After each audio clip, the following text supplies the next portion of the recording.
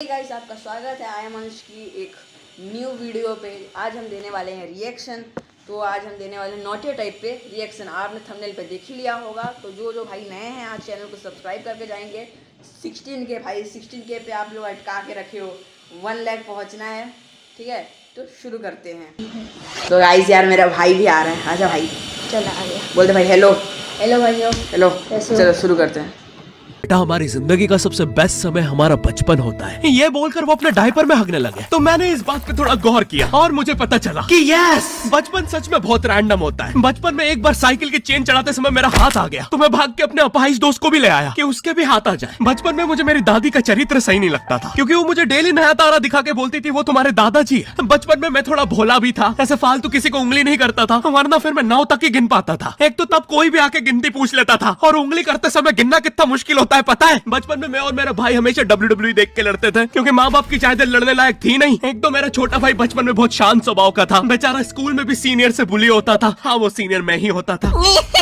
एक बार मुझसे बोलता भैया डॉक्टर बनना मेरा सपना है, तो मैंने उसे नीट की बुक्स ला दी, तो अब वो उसका पूरा सपना बन गया। अब वो डॉक्टर गेम में भी बीमार ही बनता है, और बवासीर पीछे होती है। चिंटू, बुक्स नहीं पढ़ रहा है तू? एक बार बेचारा बिस्तर पे गिर के रोने लग गया, तो सब बोलने लग गए कुछ नहीं हुआ, चींटी मर गई, चींटी मर गई। मैं यहाँ सोच रहा हूँ फिर अभी तक हम चींटियों वाले बिस्तर पे क्यों सो रहे थे। हाँ, घर में सबकी पीठ पे ददोड़े हो रखे हैं। हाँ, ये नहीं गिरता तो हमें तो पता ही नहीं चलता बिस्तर पे चींटियां हैं। हम तो सोए जा रहे हैं चींटियों वाले बिस्तर पे। और स्कूल में जब भी ये छोटे भाई पैड में हक देते हैं, तो बड़े भाई को क्यों बुलाया जाता है? पता है कितनी घनघोर बेइज्जती होती है पूरी क्लास के सामने, और बुलाते भी इतने सस्पेंस है, वो देख के बड़े भाई का हगना निकल जाता है। ऐसे 2 छोटे बच्चे स्लो मोशन में भाग के आ रहे हैं। हाँ, वो उनकी नॉर्मल स्पीड है।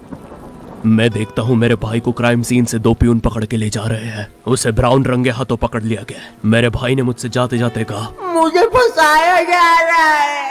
मुझे पता था इस लेंडे के पीछे की कहानी इतनी सिंपल नहीं हो सकती। कड़ी तहकीकात के बाद मुझे पता चला इस लेंडे के पीछे बड़े बड़े पॉलिटिशियंस, गैंग लीडर्स और माफिया इन्वॉल्व है। मेरा भाई सही कह रहा था, ये उसका लेंडा नहीं है। हैंड्स अप पीटी टीचर, तो वो लेंडा तुम्हारा था।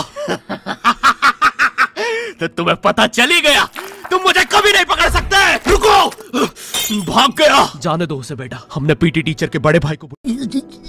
लेंडा आपके नजदीकी सिनेमा घरों में पड़ा होगा तो देख के पैर रखना। ये चैनल पे जितने भी अजीब और गरीब चीजें तुम देखते हो, ये मैं और मेरे भाई की लाइफ में हमेशा होती रहती है, और इसलिए हमने ये चैनल नॉट योर टाइप बनाया था। मेरे भाई ने कहा तू बोल और मैं एनिमेशन करता हूँ, और लो बन गया नॉट योर टाइप आपके नजदीक। अरे अभी भी लेंडा लगा हुआ है। बचपन में बोले जाते थे कि तुम जितने दांत तकिए के नीचे रखोगे तुम्हें उतने ही रुपये मिलेंगे। तो मैंने दादी की 32 रख दी, तो मुझे 32 रुपए मिले। वो 32 7,000 की थी। जो पिटा हूं ना मैं घर पे, साली स्कैमर दांतों वाली परी चांदी का दांत ले जाके 1 रुपया देती है। दांतों से याद है, बचपन में सब सूखा बॉर्नविटा खाते हैं क्योंकि दांत दूध के होते हैं। ठीक है, ये वाला जोक हटा दूंगा। बचपन में मुझे चुड़ैलों से बहुत डर लगता था। एक बार मुझे चुड़ैल के पैर के निशान दिखे तो मैं उल्टा भागा, पर फिर मैं चुड़ैल के ही घर में आ गया। हाँ, मैं पट्टी में भूल गया था उसके पैर उल्टे होते हैं, तो फिर मैंने सोचा इसका पीछे से सर फोड़ देता हूँ। सर फोड़ने गया तो वो उसका मुंह निकला। फिर से भूल गया कि साली चुड़ैलों के बाल भी मुंह पे होते हैं। आदमी को पता चले तो चले कैसे। जब मैं छोटा था नींद में बिस्तर भी बहुत गीला करता था। मेरी मम्मी हमेशा गुस्सा करती थी कि सोने से पहले सुसु किया कर। अब उन्हें कैसे बताऊं, फिर गीले बिस्तर में मुझे नींद नहीं आती। बचपन में मुझे गुस्सा भी बहुत आता था, तो मेरी मम्मी ने मुझे एक रेड स्टोन की अंगूठी पहना दी, और सरप्राइजिंगली उससे मेरा गुस्सा इतनी जल्दी उतरने लग गया, क्योंकि अब मैं जब अंगूठी पहन के लोगों को पीटता था तो गुस्सा इतनी जल्दी शांत होता था। वैसे ये अंगूठी मुझे एक बाबा जी के आश्रम से मिली थी। जब मैं वो आश्रम में गया था, वहाँ एक बहुत ही हॉट सी बंदी मुझे देख के बार बार स्माइल करे जा रही थी, तो मैंने भी मौके पे चौका मारा और जल्दी से अपना नंबर पेपर पे लिख के उसकी तरफ फेंक दिया। वो बंदी ने भी बड़े प्यार से मेरा नंबर उठाया और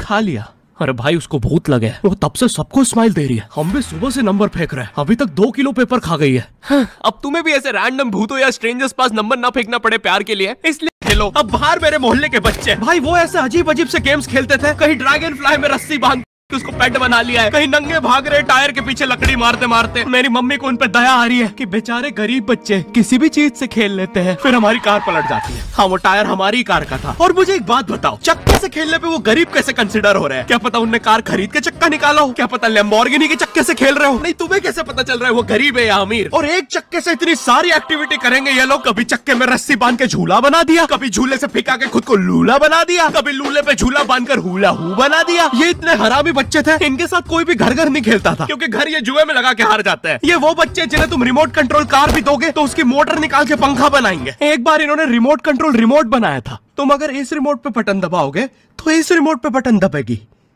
बस ये लोग मकर संक्रांति के दिन पतंग भी लूटते थे दुकानों से। पतंग से याद है मैं बचपन में अपने दोस्त जनक के साथ बहुत पतंग उड़ाता था। जनक गुजराती था और गुजराती लोग तो बहुत बड़े पतंगबाज होते हैं। वो लोग गला काटने के बाद भी काहे पोचे चिल्लाते हैं। जनक मेरे घर पे इतना बड़ा गिर्रा लेके आता था पतंग उड़ाने। उसमें पता नहीं कितने 1000 किलोमीटर का मांझा लपटा होता था। हम दोनों का सपना था उस गिर्रे की पूरी ढील देना। एक बार तो गिर्रा खाली होने ही वाला था पर वो पतंग तो घूम के हमारे पीछे से आ गई। हमने हमारी पतंग काट दी। तो इस बार हमने सोचा पतंग पूरी परपेंडिकुलर उड़ाएंगे, स्ट्रेट। हमने 2 घंटे ढील दी। वो मांझे में वेव सिग्नल आने लग गए प्राचीन भाषा में। हमें लगा हमने एलियंस ढूंढ लिया, बट फिर धीरे से वो सिग्नल क्लियर हुआ। हमें पता चला हमने कोई नासा का 100 मिलियन का टेलीस्कोप काट दिया। पतंग नीचे ले, टेलीस्कोप काट दिया।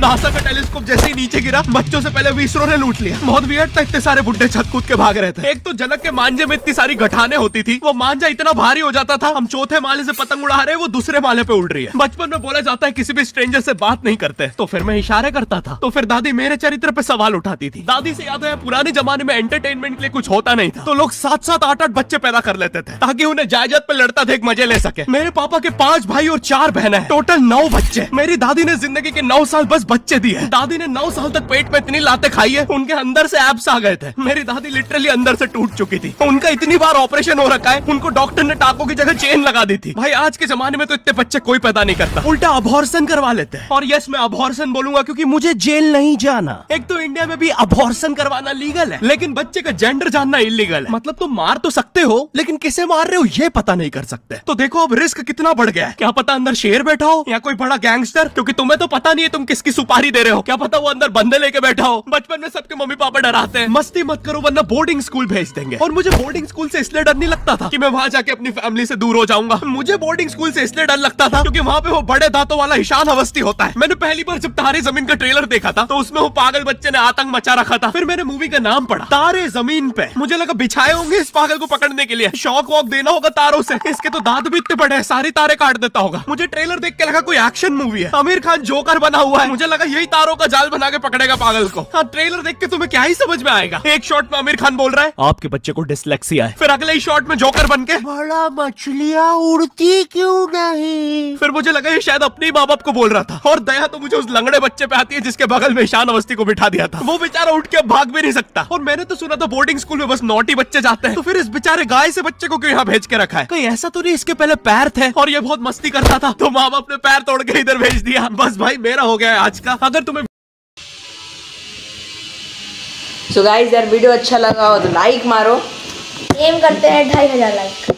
वो आप नया टाइप का देख के तो उम्मीद तो नहीं है, लेकिन 2500 लाइक हो जाने करते हैं गाइस, हो जाना चाहिए।